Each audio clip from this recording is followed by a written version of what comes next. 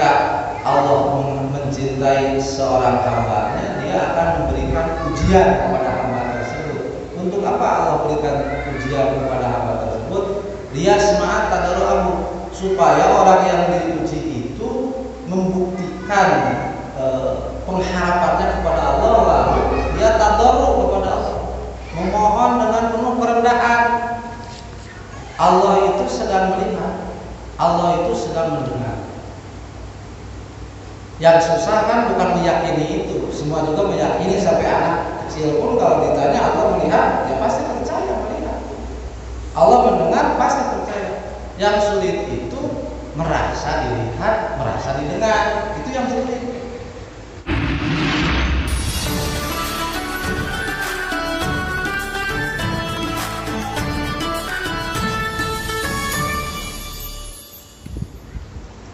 Assalamualaikum warahmatullahi wabarakatuh. Waalaikumsalam. A'udzu billahi minasyaitonir rajim. Bismillahirrahmanirrahim. Alhamdulillahirabbil alamin. Allahumma shalli ala sayyidina Muhammad wa ala alihi washabbihi ajma'in. Allahumma rabbi shrah li sadri wa yassir li amri.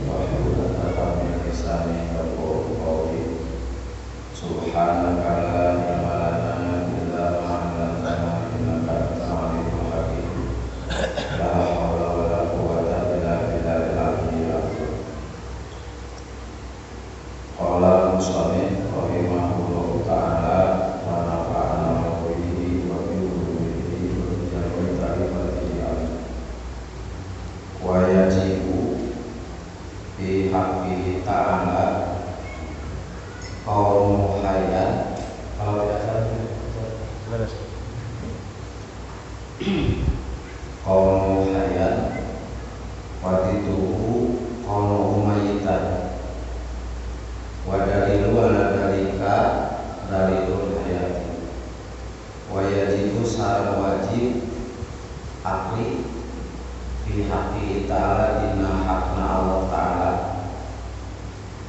Naon kaum muhayyan sifat kaum muhayyan, kaum buktina Allah hayyan eta anu hirup. Kaum seman basuran Sambil surat seman basuran itu kan air matas pas kan. Wajibu atasnya wajibu pihak kita kaum sami'an basiran. Kaunu buktina Allah sami'an eta anu ngarungu pada mimpi basiron tur anu ningali. Wadiduhuma sareng ari lalawanan sami'an basiron kaunu asoma eta sifat kaunu asoma. Kaunu buktina Allah asoma eta anu torek. Wa qanu sareng buktina Allah a'ma eta anu lolong. Wa dalilu sareng ari dalilna dalil teh alasan ala dalika kanu dicaritakeun tadi dalil samai eta dalil sifat sama wa dalil basari sareng dalil sifat basar. Alhamdulillah pada malam ini kita bisa berkumpul dalam keadaan sehat. Mudah-mudahan Allah Subhanahu wa ta'ala dengan wasilah pengajian ini mencurahkan maghfirah ampunan kepada kita semua. Dan semoga yang sedang sakit cepat disehatkan. Sebelum ke materi ngobrol sekedar, sebetulnya pada pertemuan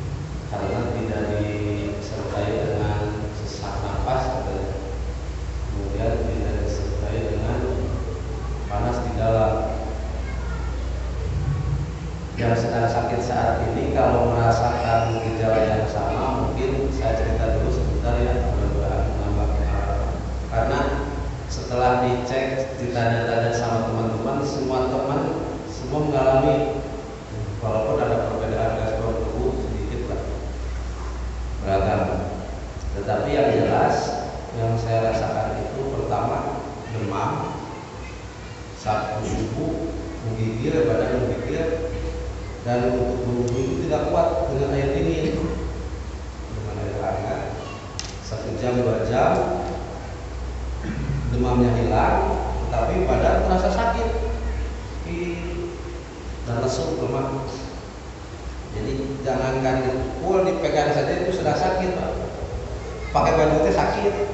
Kalau mandi itu tidak bisa pakai sport karena sakit. Sakit dari khususnya dari pinggang ke atas. Tapi nafsu makan tidak berubah, masih cuma kalau malam ada riang-riang gitu.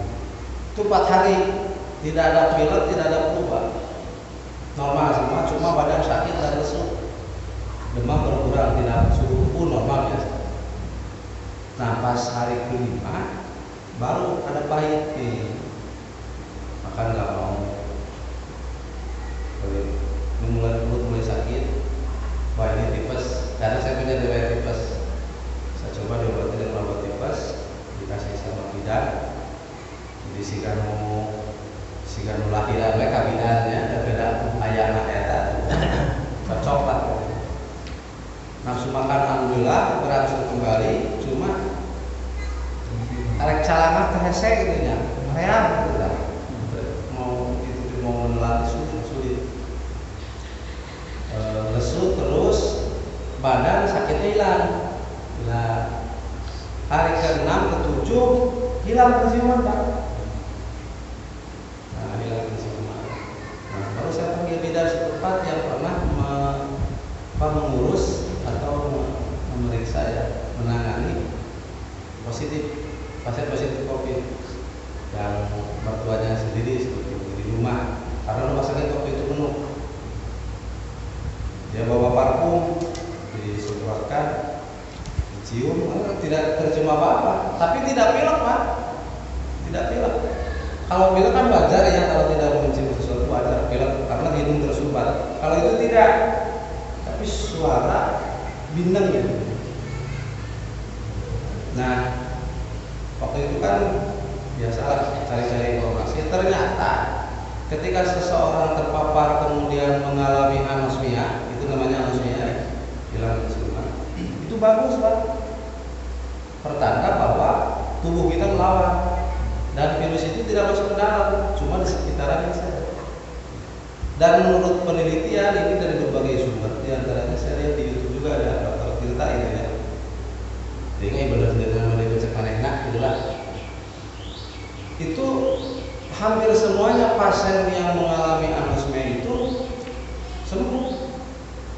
Karena itu menunjukkan dia tidak akan mengalami gejala berat, ringan. Dan saya tanya kepada teman-teman yang selamat lah tanda kutip ya, itu mengalami mereka semua. Bilang paling 2 hari 3 hari dan tidak usah diobati. Minyak kayu putih juga tidak terjadi. Nah hari ke-8 karena di obat saya tidak dikasih obat antibiotik karena takutnya jantung, jadi ketika di oximeter ada kelebihan detak jantung. Biasanya kan kalau di kita dikasih azithromycin ya, saya tidak kasih vitamin dan vitamin C, vitamin D. Terus obat sesuai gejala yang timbul. Hari ke-8, 9, 10 sembuh. Mudah-mudahan tunggu aja 3 hari lagi atau 4 hari ya, maksimal untuk meyakinkan. Alhamdulillah. Yang paling repot atau paling menekan ketika bukan masalah sakit dan terasa, tapi satu gelisah itu, Pak. Gelisah dia panik. Biasanya hari ke-6 ke-7 panik. Jadi kalau orang yang terpapar itu pasti merasakan dia akan meninggal. Sok taruh tanya itu paling kita. Saya punya teman Ustaz orang Cikayam, Ustaz mari silaturahmi, dia terpapar. Saya tanya, Ustaz pernah merasa resah, gitu ya, gelisah? Itu istrinya yang jawab, mewek, saya masih awal. Itu ke Ustaz, Pak, sampai nangis, udah menurut pernah Ustaz. Tapi itu semua paling yang memang tidak lama tergantung orangnya gitu. Tapi ketika resah itu diperlukanlah atau sangat diperlukan pendamping, orang yang bisa mengembalikan memotivasi yang mengembalikan kepercayaan kepada Allah Subhanahu wa taala pada asalnya.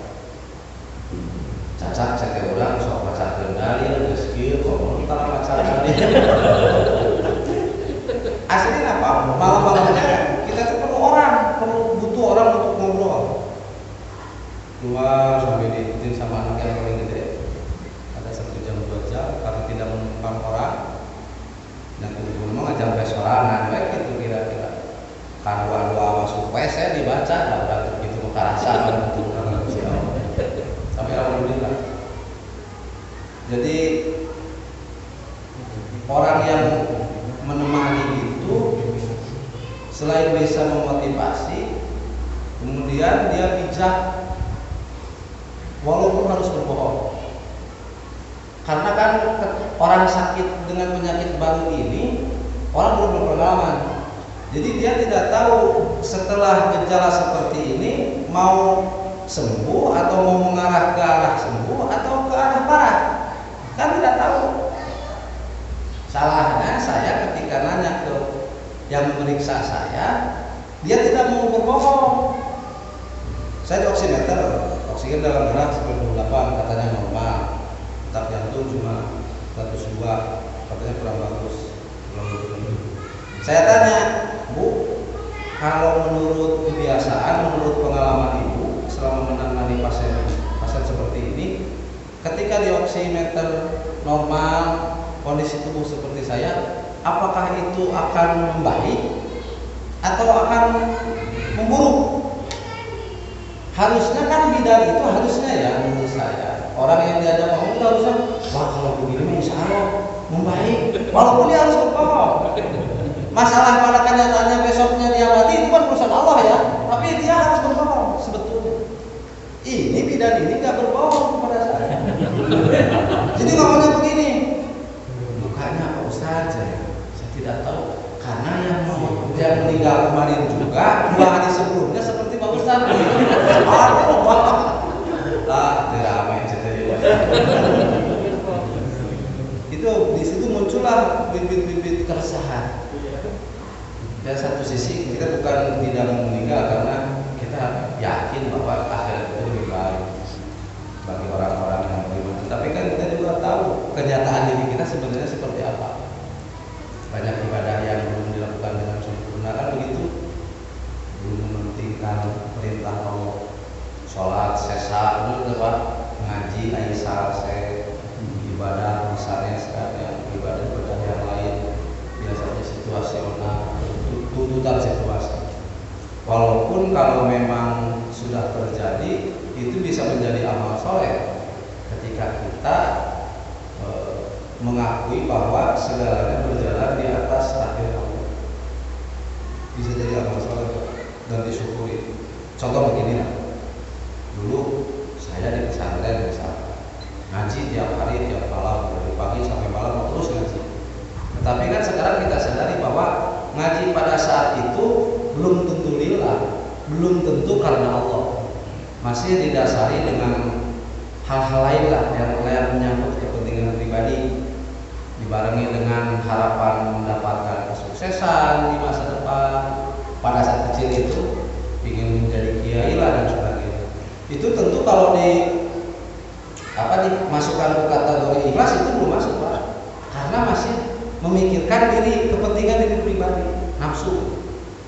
Nah disadari setelah kita dewasa, seiring berjalannya ilmu, pikiran semakin dewasa, kita sadar bahwa sebetulnya saat di pesantren sekian tahun itu tidak termasuk kategori ibadah, karena bukan mempersembahkan pengabdian kepada Allah, tapi mengusahakan untuk kepentingan diri sendiri.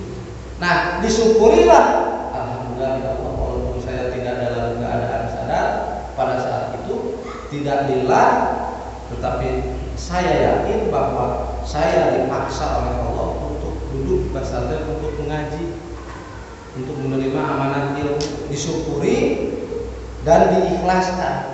Itu kata para ulama, itu bisa jadi ibadah. Bisa jadi ibadah. Jadi jangan melihat kemampuan diri, tapi Allah lah yang menentukan, Allah lah yang bekerja pada saat itu. Karena hati kita memang bukan ke arah sana.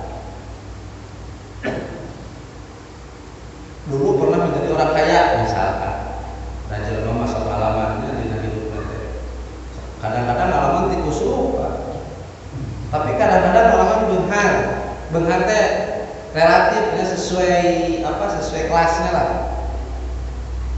Di kusrum mereka temukan biasa-biasa aja. Kasebut ngalaman beungharna teh keur nu kitu mah gimana bisa mere biasa batu itu ngalaman beungharna. Semasa mengalami kaya, dia walaupun terpaksa dengan situasi karena kasihan, karena diminta atau karena apapun, dia pernah memberikan kepada orang lain, berbuat kebaikan, bersedekah dan sebagainya. Setelah lama, dia sadar bahwa sedekahnya pada saat itu bukan karena Allah, tapi karena kasihan, atau karena diminta, karena malu, karena ingin cari pujian dan sebagainya. Nah, setelah lama, dia sadar itu bukan ibadah dan tidak akan terbawa ke akhirat. Lalu dia sadar dan yakin bahwa itu adalah semata-mata pekerjaan Allah. Lalu disyukuri. Dia bertobat dengan kesalahannya. Karena kan kalau dalam praktek dia tidak salah, tetapi dalam niat dia salah. Ditobatilah kesalahannya itu, lalu diyakinilah bahwa itu adalah qudrat iradat Allah. Insya Allah itu menjadi ibadah. Jadi pada saat kita sudah di ambang pintu TKM, ini kan dari hidup ke mati itu singkat Pak. Berapa menit dari seorang yang punya apa, jabatan apa, sampai menjadi tidak punya apa-apa, bukan siapa-siapa, itu paling tidak nyampe setengah jam lah rata-rata. Orang yang sekaratul maut itu kan sebentar. Ketika masih ngap-ngapan dia masih disebut ini jenderal, ini pejabat, ini punya harta benda yang banyak. Setengah jam kemudian dia meninggal. Itu status dari awal tadi berubah menjadi bukan siapa-siapa dan tidak punya apa-apa itu sebentar. Padahal untuk mencapai pangkat jabatan yang tinggi, harta benda yang banyak, itu memerlukan waktu sekian puluh tahun. Demi sekolah, taruhlah 20-30 tahun dia baru mampu bikin rumah, punya perusahaan yang mapan, punya kehormatan yang lumayan tinggi. Tetapi hilangnya hal yang diusahakan berpuluh-puluh tahun itu sebentar. Ketika sedang sakit seperti tadi situasi gelisah, itu jelas Pak. Jelas. Jadi naon gunana bangunan gede, naon gunana jabatan rumah. Ketika kita sedang nanti dijemput oleh malaikat Azrail, kan tidak berguna semua.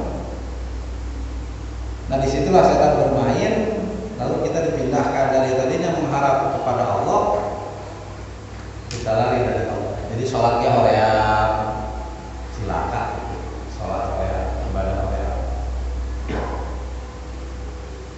Padahal kan sebetulnya kalau dilihat dari keterangan, idza ahabballahu 'abdan ibtalahu liyasma'a tad'u'ahu. Jadi kita kalau hadis kan, ketika Allah mencintai seorang hambanya, dia akan memberikan ujian kepada hamba tersebut.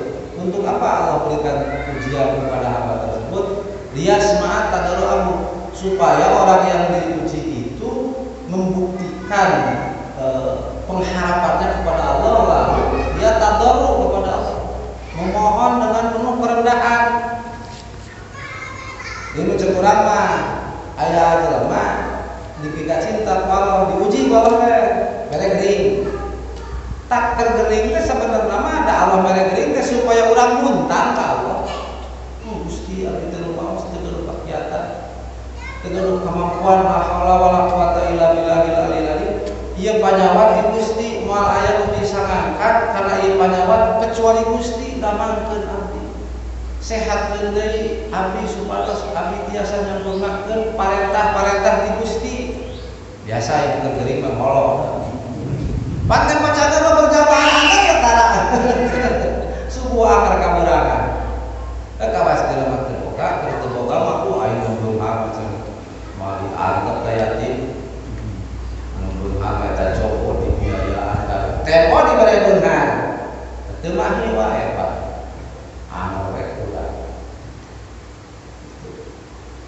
Jadi ketika memang ada ujian seperti apapun sebetulnya sakit dan sebagainya, itu Itu sebetulnya kalau kita mau jujur mengaku bahwa itu adalah salah satu cara Allah untuk menguji keimanan.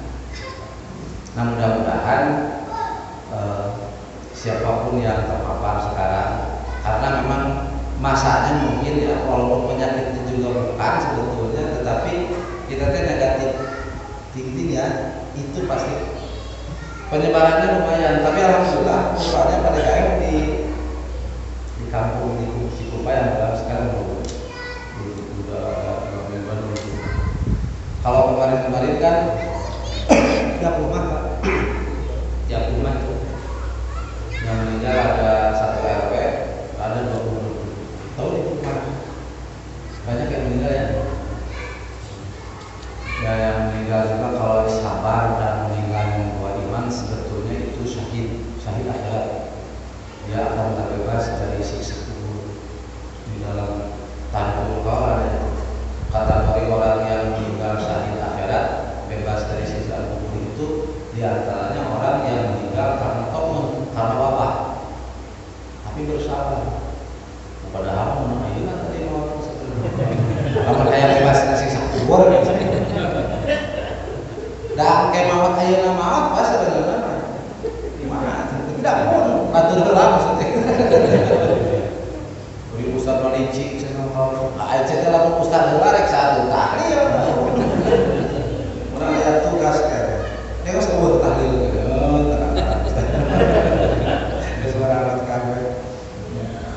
Jadi kasih motivasi, walaupun kita harus berbohong.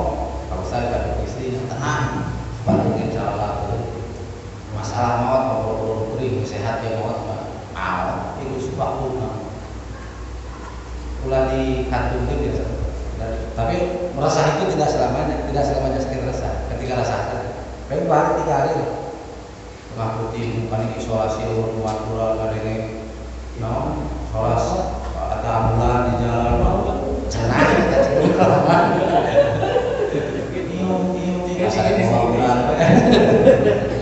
Ada isolasi sendiri rata-rata. Alhamdulillah saya juga nurut taksakan dan diinteraksi dengan anak, dengan istri juga dijaga Pak.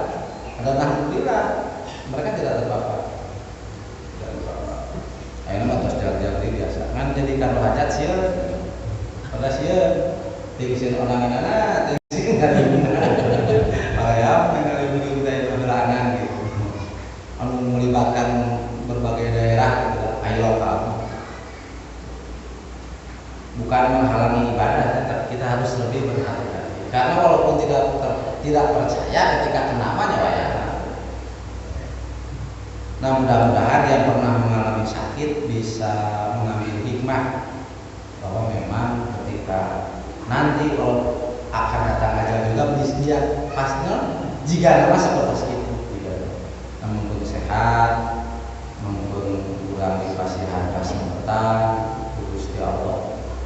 Ngaji itu sebagian dari ibadah, dan ketika kita beribadah harus dinikmati, harus disyukuri. Al-imanu sinpani sinpun nispun bisobri. Al-imanu nispani itu di dalam kitab Tandul Qaul 5. Al-imanu nispani nispun bisobri wa nispun bisyukri. Iman itu 2 bagian, sebagian di dalam sabar, sebagian pembuktiannya di dalam syukur. Banyaknya musibah tidak akan mengalahkan banyaknya nikmat. Jadi setiap saat kita harus bersyukur Pak. Sekaligus harus bersabar. Bersyukur nak sudah naon aku kurang. Bahwa tidak ada lagi takdir Allah yang paling baik kecuali ketika kita ditakdirkan hidup sehat lalu sedang beribadah. Kayak tadi. Ketika kita ditakdirkan bisa piknik kemana-mana, memandang keindahan, menikmati segala macam hidangan yang paling enak, belum tentu kan itu sedang beribadah. Tapi lamun di masjid model ieu, komo aya kopi aya dahareun nya, kumaha deui. Minta pitane saya ada dahareun teh gitu. Dina aya dahareun oke kan sok kesen hadir. Ya buktina pemain tetap kan tidak bertambahnya bosan. Pemain tetap. Padahal cadangan mah harus ada. Kalau mendelengit 2 bukur dalam wabah ini, nek saja cadangan madrasah. Tapi tidak usah dipikirkan karena Allah lah yang menjaga kesehatan. Allah lah yang menjaga agama. Dulu waktu zaman masih kayak masih hidup orang tua yang suka puji-pujian sebelum subuh di tiap masjid mungkin ada ya. Sebelum subuh deh pujian, bari tepuk deh kayak gini gitu. Gitu ya. Tapi ternyata karena sepil teh Pak. Jadi kumaha waas gitu. Sampai kesempat ngobrol dengan masyarakat lamun mawat mah abah ieu sigana moal aya nu ganti. Sepertinya tidak akan ada pengganti. Tapi ternyata ketika dia meninggal ada saja. Jadi sebetulnya dia anak muda penggantinya pada saat itu giliran itu karena memang menghargai sepuh yang masih ada. Nah soalnya teteh kalau tekan ujung wah menurut aing mah anak yang ganggu subuh. Saya mau gitu ujung pada buktinya dia meninggal itu masih terus jalan. Ahli pengajian yang dimuliakan Allah, kegembiraan kita mudah-mudahan menambah nilai pahala bahwa kita melaksanakan perintah Allah ini dengan penuh ikhlasan, dengan penuh kegembiraan, terlepas pengajiannya atau materinya dimengerti atau tidak, yang jelas kita pernah menerima perintah dari Allah dan melaksanakan perintah Allah untuk mempelajari ilmu. Dalam materi ini sebetulnya ini seperti yang dijelaskan sifat maknawiyah sami'an basiron. Sami'an maha mendengar, basiron maha melihat. Keberadaan Allah itu maha mendengar, maha melihat. Bisa dikatakan dengan bahasa saya, Allah itu sedang melihat, Allah itu sedang mendengar. Tetapi bahasa fi'il itu kalau dikaitkan kepada Allah tidak sah. Bahasa fi'il itu bahasa sudah, sedang, akan, itu tidak sah sebetulnya. Karena apa? Karena Allah itu di luar ruang dan waktu. Allah tidak terikat ruang dan waktu. Kalau akan, sedang, sudah itu kan waktu. Itu ciptaan Allah sebetulnya waktu itu. Ruang itu dan waktu ciptaan Allah untuk eksistensi makhluk. Tetapi kita tidak bisa memahami ketika akal kita tidak disertakan itu. Makanya sah-sah saja ketika mensifati Allah dengan bahasa yang dipahami oleh kita, tetapi tidak merusak atau tidak merubah keadaan Allah Subhanahu wa taala. Kalau di sini kalimatnya masdar. Masdar itu tidak terikat dengan waktu. Kalau buktinya Allah lain karena bukti Allah bukti tidak seperti itu bahasa. Jadi menurut pemahaman dekat supaya gampang diaplikasikan kepada diri kita, Allah itu sedang melihat, Allah itu sedang mendengar. Yang susah kan bukan meyakini itu, semua juga meyakini sampai anak kecil pun kalau ditanya Allah melihat, ya pasti percaya melihat. Allah mendengar pasti percaya. Yang sulit itu merasa dilihat, merasa didengar, itu yang sulit. Benar-benar menjadi perasaan, karena sebelum menjadi perasaan itu ada angan-angan atau waham, halusinasi lah. Dia merasa seakan-akan, padahal dia tidak merasa. Nampak itu asa-asa panas, padahal dia panas. Gitu. Itu tuh belum sampai. Ketika nampak panas, yakin panas, nah itu baru. Harusnya memang setiap, kalau wali kan setiap saat, setiap detik dia tidak lepas dari rasa diawasi itu, dari rasa didengar dan dilihat.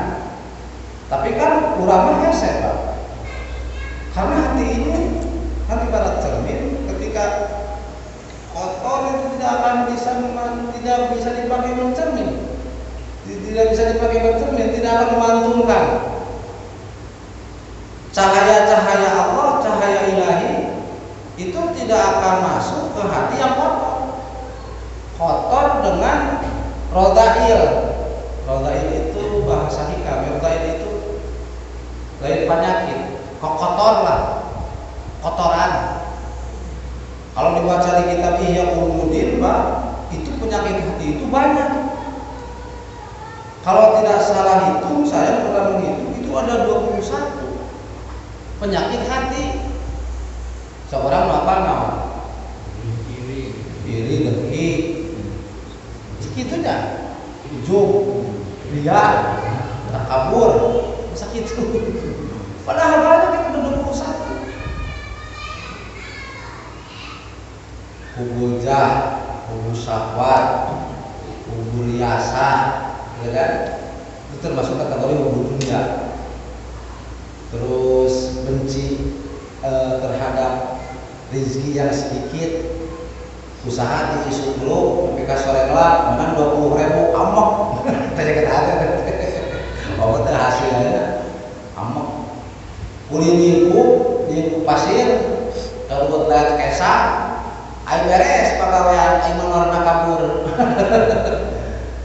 amok Pak, kesal. Nah itu sebetulnya penyakit yang diakibatkan karena tidak menyempurnakan rukun iman. So kita banyak terjebak lah. Rukun iman itu yang keenam kan, wabil qadari ya kalau redaksi Safinah. Fasul arkanul imani sitatun antumina billah wa malaikatihi wa kutubihi wa rusulihi wa bil yaumil akhiri wa bil qadari khairihi wa syarrihi minallahi ta'ala. Itu redaksi kitab Safinah. Beriman kepada takdir baik buruk itu dari Allah. Maafnya ya, contoh betul enggak posisi salah. Saya sendiri, saya punya adik kan. Saya kenal dengan seseorang. Saya mengajukan permohonan kepada orang itu bertiga Ustaz dengan teman-teman yang lain. Itu yang pertama mengajukan permohonan saya. Kemudian disusul 2 teman saya. Ketika orang itu mengabulkan permohonan tersebut, ini 2 teman saya yang didudukkan. Sementara saya diabaikan. Adik saya itu pernah bertanya setelah dia tahu bahwa saya diabaikan, dan yang 2 itu. Ketika adik saya bertanya begini, kalau kita kesal kepada orang yang tadi dia yang diajukan permohonannya, itu termasuk tidak ridho kepada takdir atau tidak? Adik saya bertanya. Kata saya begini, kalau kita terus-terusan merasa kesal kepada orang yang mengabaikan kita itu, kita bukan tidak ridho kepada takdir, Pak, tapi tidak percaya kepada takdir. Karena kita kesalnya ke orang itu. Padahal di dalam hakikat kan jelas bahwa orang itu adalah makhluk yang tidak berdaya dan berupaya. Apa yang dia lakukan lahiriahnya memang dia, tapi hakikatnya adalah Allah Subhanahu wa ta'ala. Saya tidak mendapat permohonan saya, syariatnya lahiriahnya dia yang tidak mengabulkan, tapi hakikatnya dia adalah Tuhan Allah. Jadi kalau kita hanya kesal kepada orang tersebut, kita bukan tidak ridho kepada takdir, tapi kita tidak percaya kepada takdir. Karena apa? Karena meniadakan pekerjaan Allah. Murni setan salah teh. Nah, ketika kita tahu sadar bahwa ini takdir Allah, lalu hati kita tidak ridho. Sawe bangsa dulu nyahok lagi, si eta teh dikesankeun ku Allah, urang mah teu dibere ku Gusti Allah, kieu teh misalkan. Tapi hati teh kesal, Pak. Kesal itu kan karena buruk sangka. Buruk sangka bahwa kita tidak diberi yang terbaik, padahal kan belum tentu. Bisa jadi kita tidak dikabulkan, itu yang terbaik. Dan Allah mah masalah. Nah kalau kita masih kesal, padahal kita sudah tahu ini ketentuan dari Allah, tapi hati tidak menerima, nah itu baru tidak ridho kepada takdir. Percaya sih percaya, tapi tidak ridho. Yang seseringan kumaha? Seseringan mah terpercaya sih sesungguhnya. Kita punya uang, dikasih anak kita, padahal kita yang butuhnya, ku anaknya disimpan di tempat yang lalawara lah, lalu hilang. urang mah misah-misahkeun mere ka manehna teh duit keur bayaran, dia nyimpennya tidak teliti sehingga hilang. Sok kita kesal kepada siapa? Ke anak kan kesal. Wah, nepi kana teh bukan gebuk anak teh lain, sia can urut ka saha? Kalau orang teu ngarasakeun teh, da mah mangan gitu-gitu ge Pak, kalah lewek sok. Lamun kita yakin, kalau kita yakin bahwa dialah yang bersalah, hakikatnya juga dia yang bersalah, tidak ingat sekali sedikit pun kepada takdir Allah, tidak ingat kepada ketentuan Allah, maka kita teh belum beriman kepada takdir Allah. Kesal we. Coba in kita teh hilangkan dulu makhluk lah, karena yang kudrat iradat itu Allah. Itu Allah. Urang teh buat urang tara zakatnya, buat urang sedekah atau zakat sedekah masuk buat itu Allah yang bayaran. Lamun diikhlaskeun mah kan kehilangan itu akan terbawa ke akhirat. Geus eta. Ya bukan berarti kita tidak teliti. Nah, agama itu yang sulitnya itu Pak. Napa ngaplikasikeun. Makanya qaulu sami'an basiron yang paling gampang adalah dengan bahasa Allah itu sedang melihat. Allah itu sedang mendengar. Melihat bukan hanya lahiriah tapi di dunia, ke dalam hati. Mendengar juga bukan hanya suara tapi kan banyak orang yang baca Quran bagus-bagusin tapi sebetulnya bukan untuk Allah tapi untuk diri sendiri agar disebut naon gitu. Orang yang berilmu yang sering tertipu dengan apa yang dia lakukan. Begitu menjaga amal ibadah tapi sebetulnya yang dia tuju bukan keridhaan Allah tapi kemuliaan diri.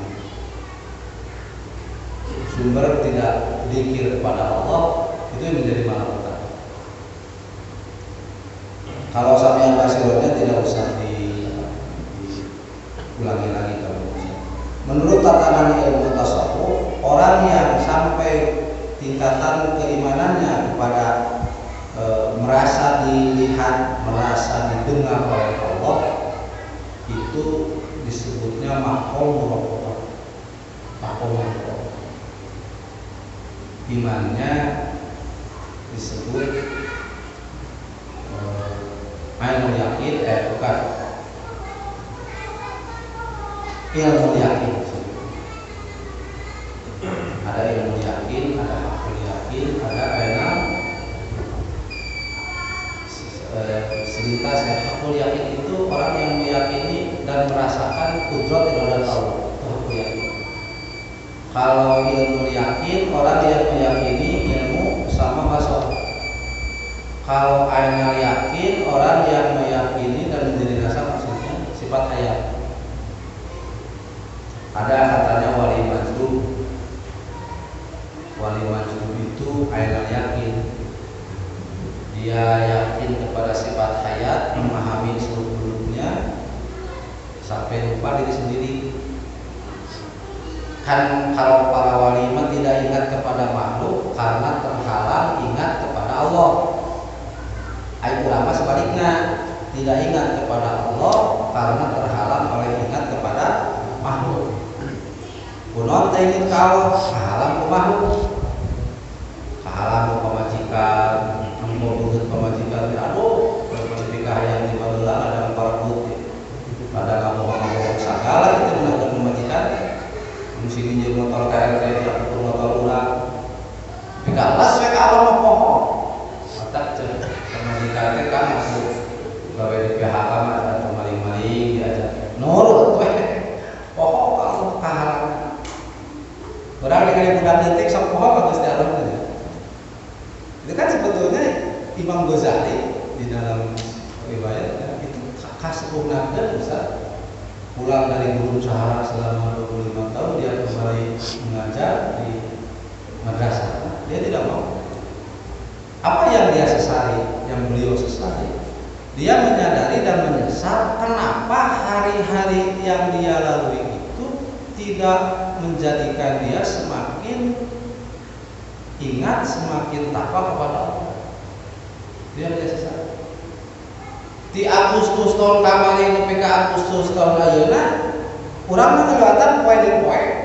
kejadian demi kejadian, tapi hari demi hari kejadian demi kejadian tidak menjadikan kita semakin dekat kepada Allah, tidak menjadikan kita semakin bertambah keimanan, keislaman, katanya senang rugi begitu. Kurang akan rugi teh sih ya. Di alam rugi teh lamun penghasilan kurang, bulan kamari 10 juta, ayo jadi 3 juta, omset menurun. Tapi itu diperhitungkan.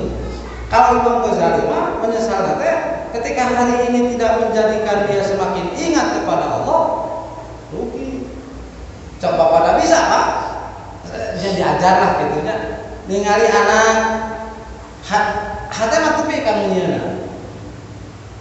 Ayo udah makanya Gusti dia aya nanti mana biayana eta we urang mah diinget teh.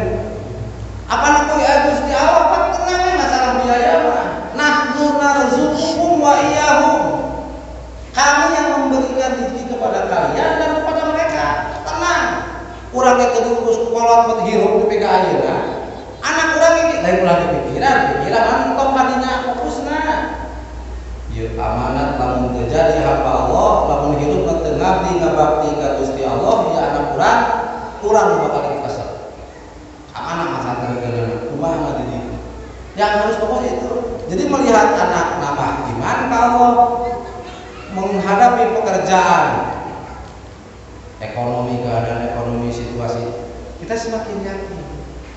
Oh sekarang guna ya corona, makanya pejabat, makanya jelema kalau ngomong misalkan jeder, tapi tidak benar jelema sampai juga kekuatan, bukan hanya sekedar lisan, tapi jadi ujung-ujungnya kan kita merasa bahwa berarti benar lah kalau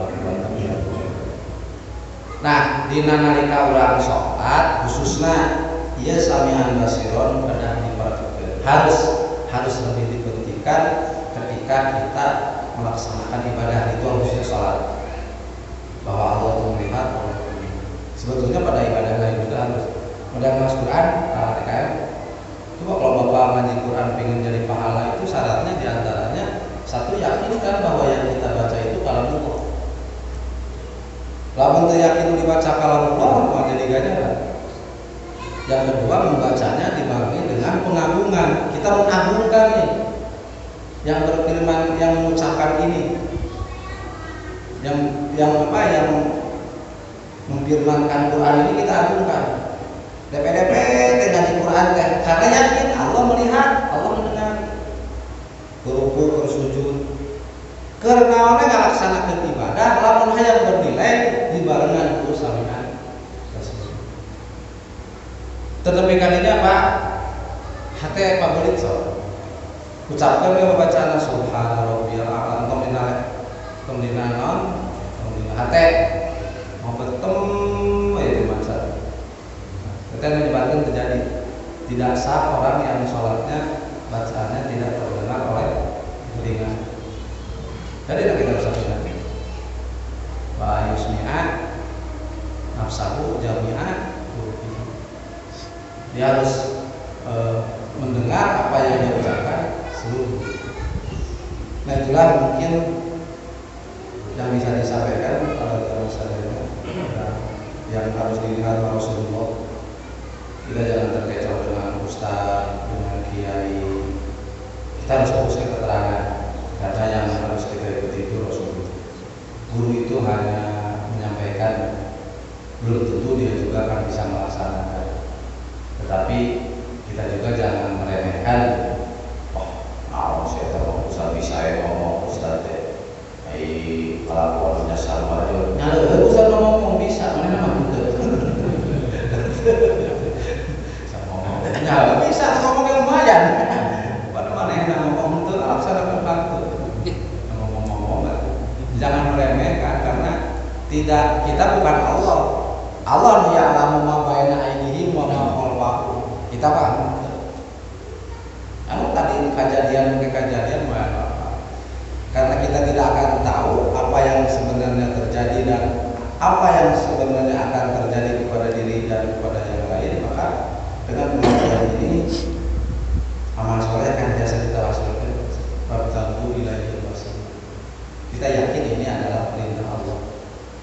Mudah-mudahan kita melaksanakan dengan ikhlas dan diterima kita tawasul, jadikan alat untuk menggapai tujuan yang diridhoi oleh Allah. Semoga dengan pengajian ini Allah Subhanahu wa taala memberikan umur yang panjang dan barokah kepada kita.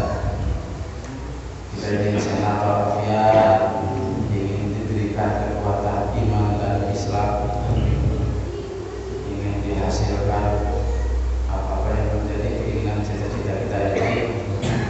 Orang-orang yang kita cintai, jamaah yang kita cintai, yang sekarang sedang ditimpa musibah ya Allah, diberikan sakit dan sebagainya, semoga mudah-mudahan cepat disehatkan, diangkat penyakitnya. Yang mempunyai kesulitan, sulit pekerjaan, sulit apapun, dan diberikan jalan keluar.